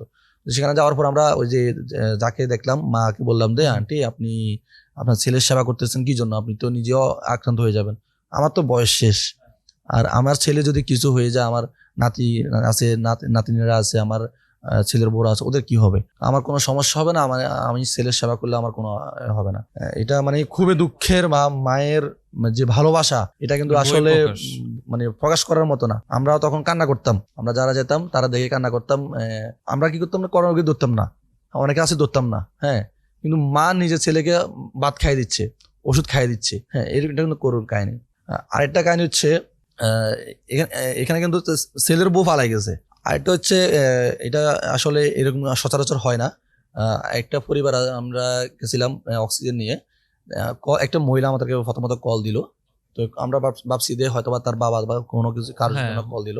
গেলাম, যাওয়ার পরে মহিলাটা দেখলাম যে আপনার হ্যান্ড গ্লাভস বা মাস্ক সবকিছু মিলে কাজ করতেছে বাসার মধ্যে, তার শ্বশুরের জন্য খাবার দিচ্ছে বা আমাদের থেকে অক্সিজেনটা সংগ্রহ করতেছে, তার একটু ছেলের বউ, হ্যাঁ, ছেলের বউ। মহিলাটা কিন্তু আমরা তখন কি জানতাম না। ও, আচ্ছা, আমরা হয়তো বা জানতাম যে সেই তার বাবার জন্য কল দিচ্ছে বা বাবাকে সেবা করতেছে, বাসার কেউ নেই। ওই যে মহিলার ছেলে ছিল বা ছেলে মেয়ে 2টা ছিল, ওদেরকে একটা পাশের রুমে বসা আটকে রাখতো ওই মহিলা। ওই মহিলার আবার আপনার স্বামী তো বাইরে থাকতো, ইচ্ছা করলে কিন্তু সে ওই যে যে বয়স্ক বাবাটা, আমরা ভাবছি তার মানে নিজের বাবা, কিন্তু আমরা পরবর্তীতে 1-2 দিন আমরা অক্সিজেন নিয়ে গেলাম, তারা অক্সিজেন লেভেল প্রায় আপনার হচ্ছে 90 বা 92 এরকম ছিল। হ্যাঁ, তখন তারা অনেক নেমে গেছে, হ্যাঁ হ্যাঁ। অনেকটা নেমে গেল। নেমে যাওয়ার পর অক্সিজেনটা প্রায় তাই একদিনে 2-3টা অক্সিজেন লাগতো। আমাদের গুলো যেহেতু আপনার হচ্ছে যে আপনি জানেন যে 10 লিটার করে যদি আমরা চালাই বা 5 লিটার করে চালাই, সেটা 3 থেকে 4 ঘন্টা যাবে অক্সিজেনটা, হ্যাঁ, এর বেশি যাবে না। তো দেখা গেল যে আমরা প্রথম দিন গেলাম, আমরা বুঝি নাই। দ্বিতীয় দিন যাওয়ার পর আমরা বললাম আচ্ছা আসলে আপু উনি আপনার কি হয়, বলে আমার শ্বশুর। আমরা বললাম যে আপনার শ্বশুরের সেবা করতেছেন আপনি, এটা আসলে এই সময়ে এরকম আপনার শ্বশুরের সেবা করতেছেন, হ্যাঁ। এরকম বউ, এরকম ছেলের বউ পাওয়াটা আসলে আমাদের এই ভাগ্যের ব্যাপার। বর্তমান যুগে, বর্তমান বর্তমান সমাজে কিন্তু ছেলের বউরা কিন্তু শ্বশুর শাশুড়ির সেবা করতে চায় না। আমরা ওনাকে দেখে অনেক ইন্সপায়ার হলাম। আমরা আসলে আবেগ আপ্লুত হয়ে গেলাম যে আপনি আসলে মানে খুব একজন মহান ব্যক্তি, আমরা সেলুট জানাই আপনাকে। আসলে এই জন্যই যে আপনি একজন ছেলের বউ হয়ে আমরা শ্বশুরের সেবা করতেছেন, বা আপনি পালাই যান না এই দুর্যোগে, এই কঠিন অবস্থার মধ্যে, কিন্তু চাইলে কিন্তু উনি চলে যেতে পারতো, বা ওনার স্বামীকে বলে আমি থাকবো না, আমার বাবা অসুস্থ, এরকম চলে যেতেন, তিনি কিন্তু ছেড়ে যাননি। আসলে এই গল্পগুলা আসলে আমাদেরকে ইন্সপায়ার করে, অনেক আমাদের কাজ করার আগ্রহটা অনেক বাড়িয়ে দিচ্ছে তখন। আর অনেক দেখা গেল তো আমরা এই যে আমার চাচাতো ভাই একজন ছিল আমার বাড়ির পাশে, আমরা তো সবাইকে বলতাম যে যখন শ্বাস প্রশ্বাস হবে কষ্ট হবে আমাদেরকে সবাই জানাবেন, বা কেউ যদি জ্বর হয় আমাদেরকে জানাবেন, আমরা আপনাদেরকে পরামর্শ দিব। অথবা আমাদের উপজেলা হাসপাতালের নাম্বার আছে, ওই আমাদের তখন ছিল আমাদের বর্তমান জেলা যে এখন সিভিল সার্জন আছে শিহাবুদ্দিন স্যার, ওই সময় আমাদের সাউনি হাসপাতালে ছিলেন। উনি সব একটা আমাদের টিম করেছিলেন মানে সাউনি উপজেলা হাসপাতালের পরামর্শের জন্য, বা কোনো যদি রোগী হয় তাদেরকে পরামর্শ দেওয়ার জন্য, ট্রিটমেন্ট দেওয়ার জন্য একটা কল সেন্টার চালু করছিলেন। তো আমরাও ফেসবুকে এটা প্রচার করি। আচ্ছা করার পর রুগীরা কিন্তু পরামর্শ নিতে চাইতো না। তখন অনেকে আমাদেরকে চুরি করে কল দিত, ভাই আমার এই সমস্যা হচ্ছে, তোমরা কাউরে জানাইও না, হ্যাঁ জানাইলে আমাদেরকে ধরে নিয়ে যাবে বা আমাদের সমস্যা করবে, পুলিশ আমাদের বাড়ি লকডাউন করে দিবে। লকডাউন করে দিবে, তো আমরা বলতাম ভয়টা বেশি ছিল, লকডাউনের ভয়টা বাড়িতে বেশি ছিল। হ্যাঁ, তখন আমরা এগুলা প্রচার করার পরে দেখা গেল যে আমার নিজের বাড়ির পাশে আমার চাচাতো ভাই, হ্যাঁ দেখা গেল যে সে কিন্তু জ্বরে আপনার 7 থেকে 8 দিন জ্বরে আক্রান্ত ছিল, মনে হয় 5 থেকে 6 দিন এরকম হবে মনে হয়।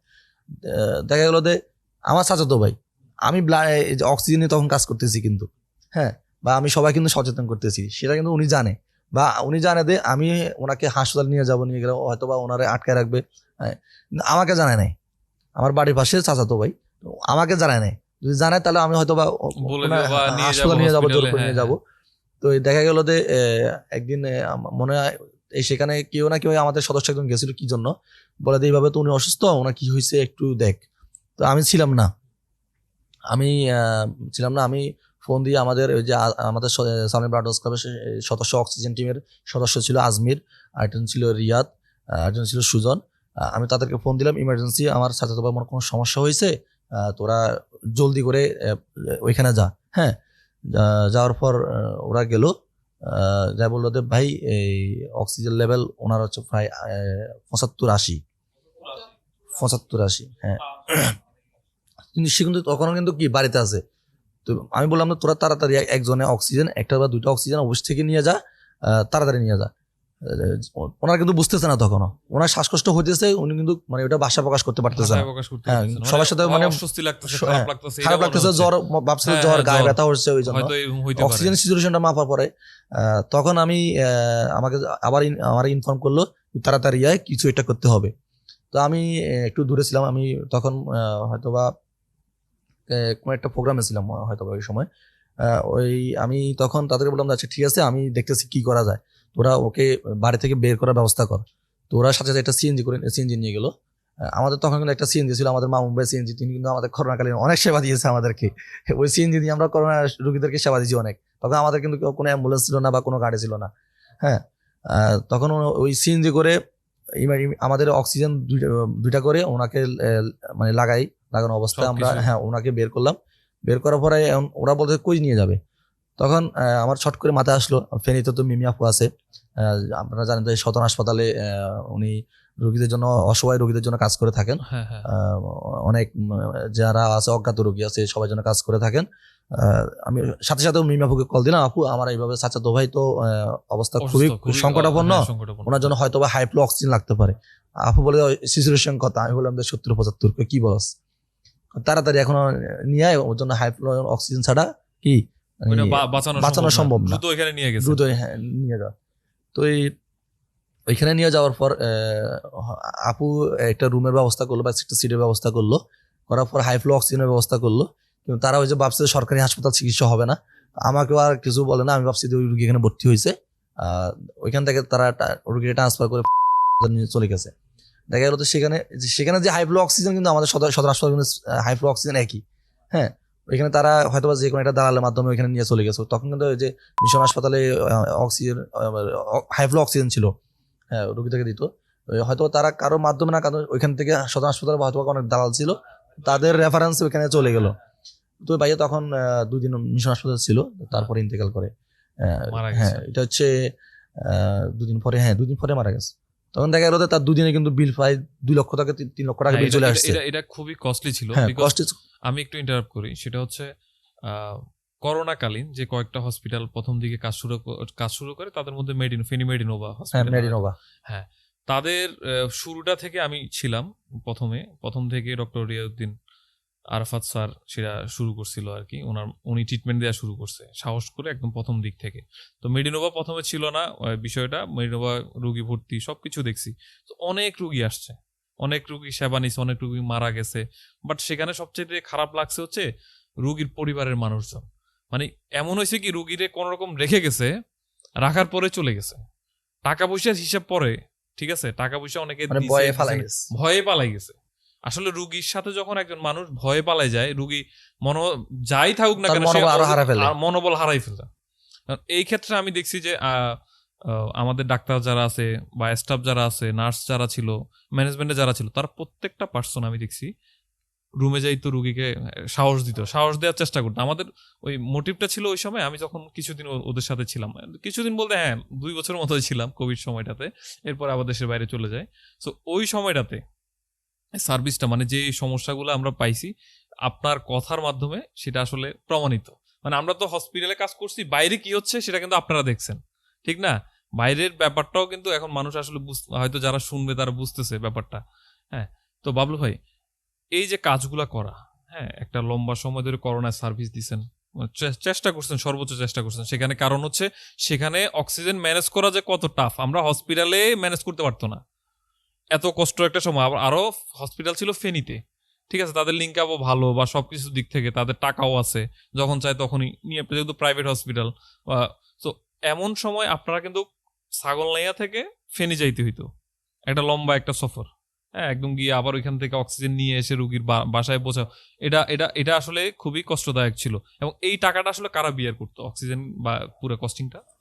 অক্সিজেন কস্টিংটা আসলে আমরা প্রথমত আমরা আমাদের সংগঠনের মাধ্যমে চেষ্টা করছি যে মানে বিয়ে করার জন্য। কিন্তু দেখা গেল আমরা যদি এভাবে যদি আমরা আমাদের সংগঠনের সদস্যদের মাধ্যমে থেকে যদি যেটা পে করি, তাহলে আমাদের অনেক কষ্টসাধ্য হয়ে যাবে। হ্যাঁ হ্যাঁ হ্যাঁ, আমরা চিন্তা করলাম যে আমরা যদি একটা যে কস্টিংটা শুধু, হ্যাঁ, ওই সময় কিন্তু আপনার অক্সিজেন একটা লোড করা ছিল 300 টাকা 300 টাকা, হ্যাঁ, ছিল, কিন্তু আপনার প্রথমে 200 টাকা 200 টাকা হ্যাঁ, ছিল, 200 বা টাকা ছিল। 195 টাকা 190 টাকা এরকম নিত। আপনার হুট করে এটা Syndicate-এর যখন মাধ্যমে সিন্ডিকেটের এটা মাধ্যমে বেড়ে এটা গেছে। 300 টাকা হয়ে গেল। হুম। তখন তখন দেখা গেল যে আমাদের অক্সিজেন যদি 5টা খালি থাকতো, আমরা একটা সিএনজি করে এটা মহিফাল ফাটানো, আমাদের জন্য সাউনিয়া থেকে ওই যে মহিফাল ফাটানো হতো, তো এই দেখা গেল যে একটার জন্য কস্টিং পড়ে যাচ্ছে তখন 100 টাকা করে। একটা আসা যাওয়া সিএনজি করতো তখন 500-600 টাকা। 500-600 টাকা, হ্যাঁ। করোনাকালীন করোনার সময় সব গাড়ি চলতে দিত না, কিন্তু যেটা গাড়ি বেরোতো তাকে 700-800 টাকা বা 1000 টাকা দিতে হইতো একটা সিএনজি করে। 5টা অক্সিজেন পাঠালাম, তার জন্য আমাদের 1000 টাকা সিএনজি কে পে করতে হইতেছে। তাহলে দেখা গেল একটা অক্সিজেন বাবদ আমার কস্টিং আসতেছে 500 টাকা, হ্যাঁ, বা 400 টাকা।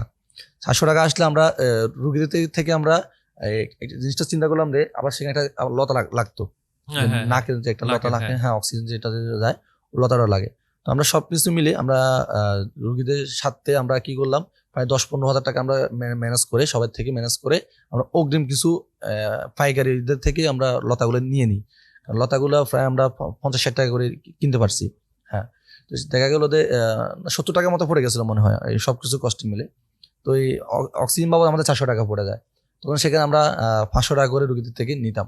এই জন্য নিতাম যে আপনার হচ্ছে আমরা যদি একটা বোতল জন্য 500 টাকা যদি কস্টিং হয়, আমরা যদি 10টা বোতল দিচ্ছি সেখানে আমাদের তাহলে 5,000 টাকা চলে যেতেছে। এটা কিন্তু আমাদের জন্য মানে অনেক কষ্ট, ব্যয়বহুল হয়ে যাবে। হ্যাঁ। সেই জন্য আমরা দেখা গেল আপনার হাসপাতালে কিন্তু যখন মিশন হাসপাতালে যাইতেছেন, সেখানে কিন্তু আপনার প্রতি ঘন্টা হিসাবে কিন্তু বিল নিচ্ছে কিন্তু, হ্যাঁ, সেখানে আমরা ঘন্টা হিসাবে আমাদের একটা অক্সিজেন দিয়ে যদি আমরা বিল হিসাব করি, তাহলে একটা অক্সিজেন আমাদের তখন কিন্তু 1,000 টাকা 1,500 টাকা আসার কথা।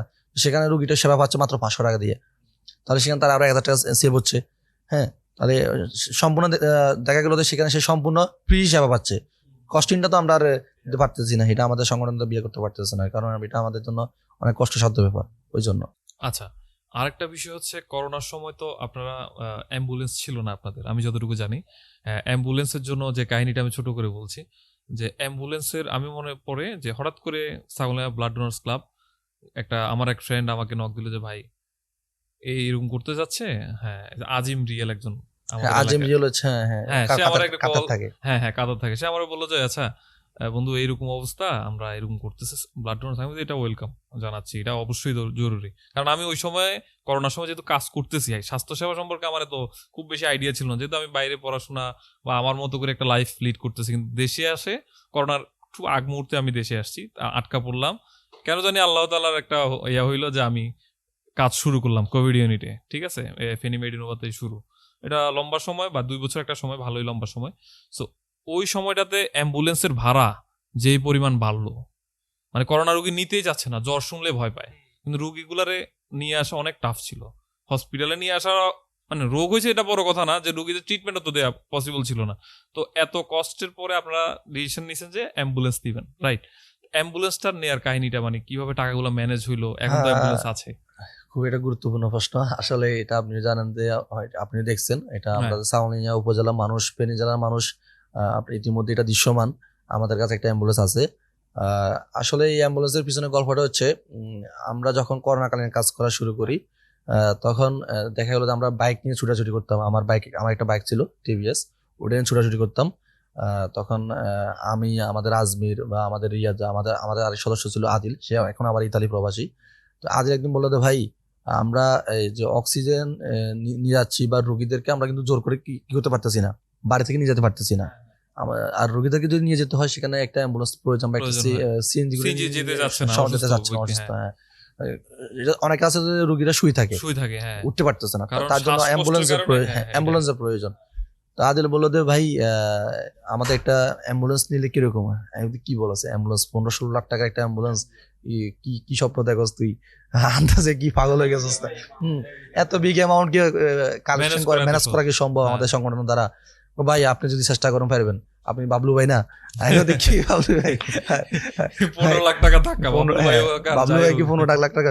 আপনি পারবেন ভাই, আপনি দেখেন। এটা সম্ভব না।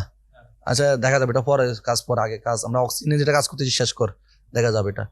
তো এই তার কিছুদিন কয়েকদিন পরে আপনার আমাদের আরেক সদস্য ছিল আসাদ। হ্যাঁ, আসাদ হচ্ছে তার চাচা মনে হয়, মেবি। আমার এই ফোন দিল, ভাই আমার চাচার অবস্থা খুবই সংকটাপন্ন, যত দ্রুত সম্ভব একটা অ্যাম্বুলেন্স লাগবে। তখন আমি ছিলাম আমার দোকানে ছিলাম, তখন আমার কাছে একটা অ্যাম্বুলেন্সের নাম্বার ছিল তখন।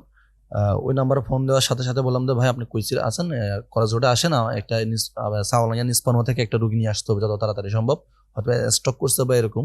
ওইটাও করোনাকালীন সময়, ওইটা আমার গ্রামের নিস্পানুয়া, সাওলাইয়া নিস্পানুয়া। তো আমি তখন অ্যাম্বুলেন্স করে গেলাম, নিস্পানো থেকে পেশেন্টটা নিয়ে আসলাম সাওলাইয়া সদর হাসপাতালে নিস্পানো থেকে, নাহলে 2-3 কিলোমিটার, 2 কিলো, হ্যাঁ 2 কিলো বা 3 কিলোমিটার, 2 বা 2.5 কিলো, 2-2.5 কিলোমিটার। তখন রোগীটা হাসপাতাল নিয়ে আসার পরে কিন্তু পথে মারা গেছে, হয়তো বা মারা গেছে, এটা স্ট্রোক করে বা মারা গেছে। তো আমরা কিন্তু আসাদ আমার ফোন দেওয়ার কিন্তু 5-10 মিনিটের মধ্যে কিন্তু অ্যাম্বুলেন্স চলে গেছি। আমি নিজে স্বয়ং গেছি, অ্যাম্বুলেন্সের মধ্যে আমি ছিলাম, রোগী নিয়ে আমি আবার সদর হাসপাতাল গেলাম, আবার সদর হাসপাতাল থেকে আমাদের উপজেলা হাসপাতাল থেকে আর কি আবার বাড়িতে রোগীটা পৌঁছা দিলাম। তখন তো মৃত রোগী, হ্যাঁ, লাশ পৌঁছা দিলাম। তখন অ্যাম্বুলেন্স ড্রাইভারকে মানে ভাড়া চাইতেছে। আমি বললাম ভাই ভাড়া কত? বলতেছে ভাই 4,000 টাকা। 4,000 টাকা? আমি বললাম, আমি ভাবছি সে কিন্তু মস্করা করতেছে। স্বাভাবিক, 4,000 টাকা এখানে কি? 4,000 টাকা তো আমি বললাম ভাই 4,000 টাকা মানে? কয় সে তো মারা গেছে, লাশ হয়ে গেছে, লাশ রুগী নিলেই গাড়িতে আপনার দ্বিগুণ দিতে হবে। আমি বললাম ভাই কি আপনি পাগল হয়েছেন নাকি? আপনি এখান থেকে এখানে আমরা যদি সিএনজি লাস্টে নিয়ে আসতে পারতাম না, সিএনজি নিয়ে আসতে হয়তো তাকে 100-200 টাকা দিলে সিএনজি নিয়ে চলে আসতে পারতাম। যেহেতু আপনার গাড়ি করে আসতে আপনি 1,000 টাকা নেন বা 1500 টাকা নেন, না ভাই সম্ভব না। তাই আমি ভাবলাম যে আপনার কত দিতে হবে? ভাই তাহলে আর 500 টাকা কম দেন। আমি বলতে কি বলেন ভাই, এটা কোনো কথা হইলো? আপনার 4,000 টাকা 3,500 এগুলো, এখান থেকে মাত্র 2 কিলো পথ আপনি 3,500 টাকা, এটা কোনো কথা হলো? তো শেষমেশ তাকে সব কিছু মার্কেটিং করে আমি আসাদে বললাম যে 2500 টাকা দিয়ে দে, আর তো আসাদে 2500 টাকা দিল। তো ওদিন আমার মাথায় আবার আসলো যে আদিলের কথাটা, বাবলু ভাই আপনি পারবেন, একটা অ্যাম্বুলেন্স লাগবেই, হ্যাঁ একটা দরকার। তখন আমার কাছে খুব একটা মাথা হিট আসলো, কি এখান থেকে এখানে ভাড়াটা 4,000 টাকা ভাড়া, মানে আমার খুব একটা রাগ লাগলো ওদিন রাতে আমি আর ঘুমাতে পারি না। আমি মানে আদিলের কথাটা মাথায় আসতেছে, বারবার ঘুরতেছে। তখন আমি রাতে আবার হুট করে আমাদের যে একটা আমাদের গ্রুপ আছে, আমাদের অ্যাডমিন গ্রুপ, অ্যাডমিন গ্রুপে বললাম যে আমাদের একটা অ্যাম্বুলেন্স প্রয়োজন। বাবলুর পক্ষ থেকে ঘোষণা আসলো, হ্যাঁ হুট করে আসলো গ্রুপে, সবাই বলে কি অ্যাম্বুলেন্স? আমি বললাম আমরা একটা অ্যাম্বুলেন্স কিনবো। সবাই কিভাবে? আমি কিন্তু টাকা কালেকশন করবো। কি পাগল হয়েছস? আমি পাগল না, আমার আদিলে বলছে যে টাকা সংগ্রহ করার জন্য, আমি নাকি ফার্ম সংগ্রহ করার জন্য। তো আমি বললাম যে আমি যদি থাকি এবং আপনারা যদি আমার সাথে থাকেন সবাই, তাহলে এটা আসলে মানে অসম্ভব কিছু না। তো প্রথমত কয়েকজনে হা দিল, মানে এখানে যে কমেন্ট করলাম কমেন্টের মধ্যে হাস্যকর অবস্থা দিল। অনেকে বললো যে ভাই আমি আছি, একজন দুজনে একের পর এক শুরু হয়ে গেল, হ্যাঁ শুরু হয়ে গেল, জরুরি হয়ে গেল। তখন আমরা তার পরের দিন থেকে শুরু করলাম। দেখা গেল যে একজন দুজন আমাদের সাধারণ সম্পাদক ছিল নাজিম, আর আমাদের উপদেষ্টা মণ্ডল সদস্য নুরুল ইসলাম ভাই, আমাদের কার্যনির্বাহী ভাই শাওন ভাই, এবং সবাইকে আমরা জানালাম। এটা জানানোর পর বলতে আসলে এটা তো ভালো উদ্যোগ, কিন্তু কেমনে সম্ভব এত টাকা? আমি তো শুরু করি আজকে থেকে, কিভাবে আমি আজকে থেকে ইভেন্ট করব, কি ইভেন্ট আমি শুরু করি, দেখা যাক। তো আমরা প্রথমত শুরু করলাম 100 টাকা 50 টাকা করে যদি কেউ সহযোগিতা করতে চান, বা কেউ যদি 1000 টাকা করে যদি হেল্প করেন, আমাদের এতজন সদস্য, মানে আমরা একটা টার্গেট রাখছি 15 লাখকে আমরা ভাগ দিলাম, 500 টাকা 1000 টাকা করে একটু ভাগ দিলাম। এতজন যদি আমাদেরকে সহযোগিতা করেন, তাহলে কি হবে, আপনি যদি 1000 টাকা করে 100 জন করেন, তাহলে কত টাকা আসে সেটা আমরা একটা হিসাব করে পোস্ট করলাম, ক্যালকুলেট করে আপনারা দিয়ে দিলেন দিয়ে একটা দিলাম, চার্ট হ্যাঁ। বানায়া। তখন আমাদের মাথায় আসলো যে আমরা তো এইভাবে জিনিসটা যদি কেউ টাকা দেয়, দেয় অনেক বিঘা আমাদের হবে না।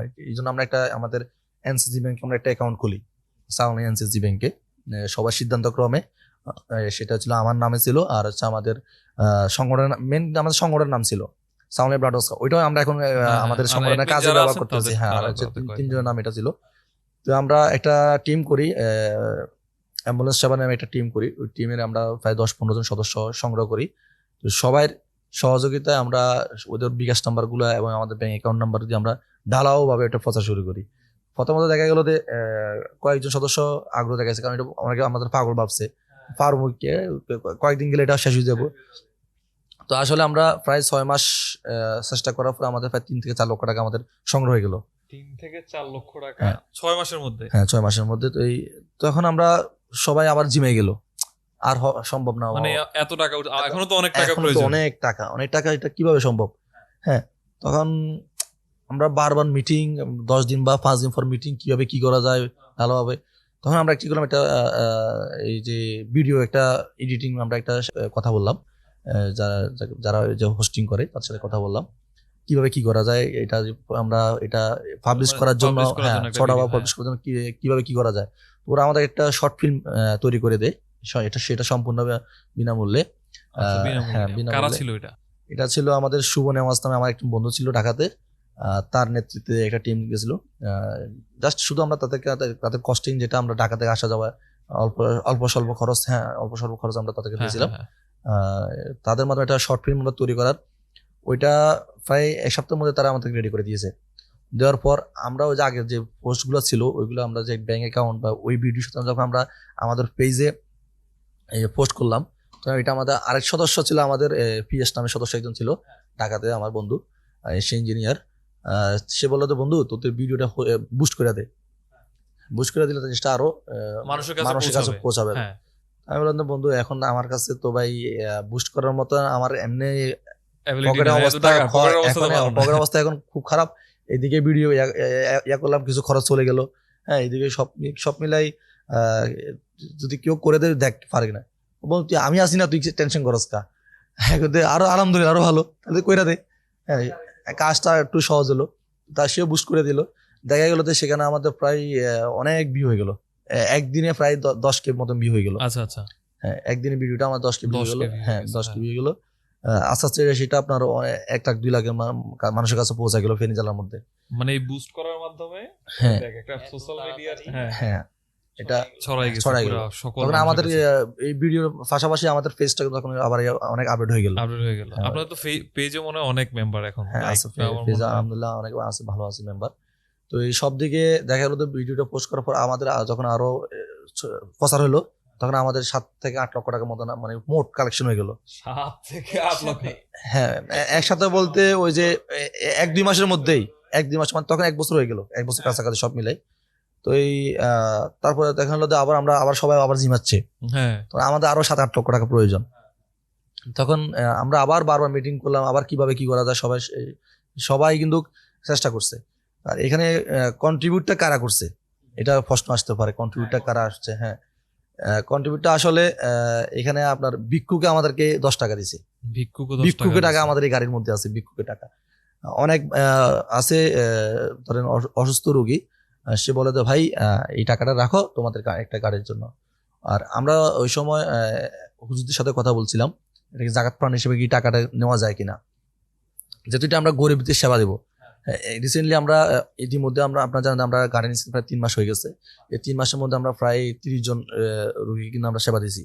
30 জন রোগীর মধ্যে প্রায় আপনার ফ্রি সেবা পেয়েছে আপনার হচ্ছে কমপক্ষে 5 থেকে 6 জন সম্পূর্ণ ফ্রি। যারা একদমই গরিব, মানে আমরা আপনার জানেন আমাদের অ্যাম্বুলেন্স কিন্তু শুধু কস্টিংটা নিই, আমরা গ্যাস খরচটা আছে, ড্রাইভিং খরচটা নিই, হ্যাঁ মানে একটা মেরামত খরচ যেটা আছে ওইটা নেওয়া হয়। ওইটাও নেওয়া হয় না 5 থেকে 6টা রোগী। তাহলে সে গরিবে কিন্তু কি পাইছে, পুরো সম্পূর্ণ পাইছে। তাহলে এটা যদি গরিবে যদি সেবাটা পায় তাহলে সেখানে কিন্তু জাকাত হিসেবে টাকাটা নেওয়া কি ছিল আমাদের মানে একদম রাইট ছিল। রাইট ছিল। আমরা হুজুরদের পরামর্শ নিয়েছিলাম কিন্তু ওই সময়। তাহলে এটা অনেকে আমাদেরকে কি করলো, ঈদের সময় ঈদ আসলো, ঈদের সময় আমাদের রমজান ঈদের সময় আমাদেরকে জাকাত ফান্ড হিসেবে অনেকেই টাকাটা আমাদের কিছু টাকা দিল। সেখানে আমাদের আর একটু কিছু টাকা 10 লাখের কাছাকাছি পৌঁছায় গেল। আমরা প্রচার করলাম যে জাকাত হিসেবে যদি কেউ দিতেছেন তাহলে সেখানে এটা আসলে এটা রাইট, এটা অনেক কিছু না, ফতুয়া দিয়েছে। তোমরা যদি এটা গরিবদের ফ্রি সেবা দাও কয়েকজনকে তাহলে সমস্যা নেই, হ্যাঁ তাহলে এটা কোনো হবে না, গরিবদের সেবাটা পাচ্ছে। কারণ পয়সাওয়ালা মানুষ তো আইসা এই সেবাটা নেওয়ার প্রয়োজন নাই তার। হ্যাঁ প্রয়োজন নেই। তো আমরা পরবর্তীতে কালেকশনটা করতে করতে আমরা প্রায় 11 লক্ষ টাকার কাছে পৌঁছে গেলাম। 11 লক্ষ টাকা। হ্যাঁ, সেখানে এই 11 লক্ষ টাকার মধ্যে কিন্তু আমাদের মেন যারা ফিনান্সিয়াল হিসেবে আমাদের সহযোগিতা করছে কিন্তু বেশিরভাগ হচ্ছে আমাদের প্রবাসী ভাইরা। এখানে আপনি জেনে খুশি হবেন এমন ছিল অনেকে মাসে 1000 টাকা করে বলছে যে যতদিন অ্যাম্বুলেন্স কিনা হবে না ততদিন আমি প্রত্যেক মাসে 1000 টাকা করে দান করবো এই ফান্ডে। এরকম অনেকে দান করছে, প্রত্যেক মাসে 1000 টাকা করে আমাদের ফান্ডে ঢুকে দিছে। হ্যাঁ, ব্যাংক অ্যাকাউন্টে ঢুকে দিচ্ছে বা আমাদের বিকাশ নাম্বার যারা আছে তাদের অ্যাকাউন্টে ঢুকে দিচ্ছে প্রত্যেক মাসে 1000 টাকা করে। হ্যাঁ, মন থেকে ভালোবাসা ছিল। হ্যাঁ, অনেকে আছে যে 100 টাকা করে বলে আমি 100 টাকা করে প্রত্যেক মাসে দিব, তাহলে তার জন্য কি সমস্যা হচ্ছে না। আরেকটা বিষয়, আসলে আমরা যারা ফেনীর মানুষ, ফেনীর বা বাংলাদেশের অনেক মানুষ প্রবাসে বসবাস করে, আসলে তারা দেশের প্রতি তাদের যে ভালোবাসা, যে সামাজিক সংগঠন বা যে কোনো কাজে আমরা যখনই কোনো প্রবাসী ভাইয়ের সহযোগিতা চাই, আলহামদুলিল্লাহ খুব ভালোভাবে রেসপন্স করে। হয়তো আমরা দেখতেছি না তারা খাচ্ছে না খাচ্ছে, মানে কিরকম অবস্থা আছে আমরা জানি, তারা কষ্টে আছে, তারপর আমরা যখন কোনো একটা বিষয় নিয়ে প্রবাসী ভাইদের সহযোগিতা চাই, আলহামদুলিল্লাহ মানে খুব ভালো একটা রেসপন্স আমরা পাই।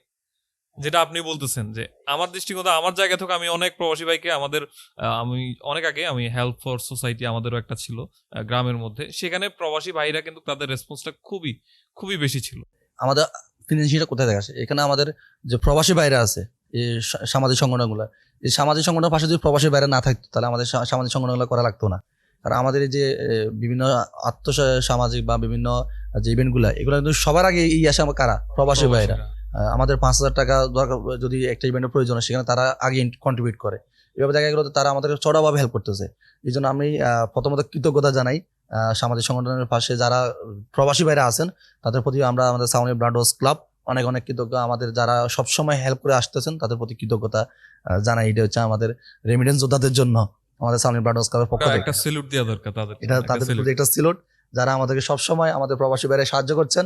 আমরা আসলে আপনাদেরকে কিছু দিতে পারি না, আমরা আপনাদেরকে একটা স্যালুট এবং কৃতজ্ঞতা, সবসময় মন ভরে ভালোবাসা। আচ্ছা বাবলু ভাই, আপনাকে অনেক অনেক ধন্যবাদ। আপনি ফেনী থেকে ঢাকায় এসে আমাদেরকে সময় দিয়েছেন। আসলে গুরুত্বপূর্ণ, লাইফের প্রতিটা সময় গুরুত্বপূর্ণ, সেই গুরুত্বপূর্ণ সময় থেকে আমাদেরকে বড় একটা সময় দিয়েছেন। আপনাদেরকে ধন্যবাদ আমাকে ইনভাইট করার জন্য। আসলে এরকম মানবিক অনুষ্ঠান আমাদেরকে অন্তর্ভুক্ত করতে পেরে আমি নিজেকে গর্ববোধ মনে করছি। ওকে ভাইয়া, ধন্যবাদ। আর একটা কথা বলে আমরা সবসময় শেষ করি আমাদের প্রোগ্রামটি, আজও তার ব্যতিক্রম নয়। আমরা ফেনীর কথা বলবো, ফেনীর সকল সমস্যা সমাধানে একসাথে লড়বো। সবাই ভালো থাকবেন, সুস্থ থাকবেন এই কামনা রেখে আজকের মতো এখানে শেষ করছি। আল্লাহ হাফেজ, আসসালামু আলাইকুম।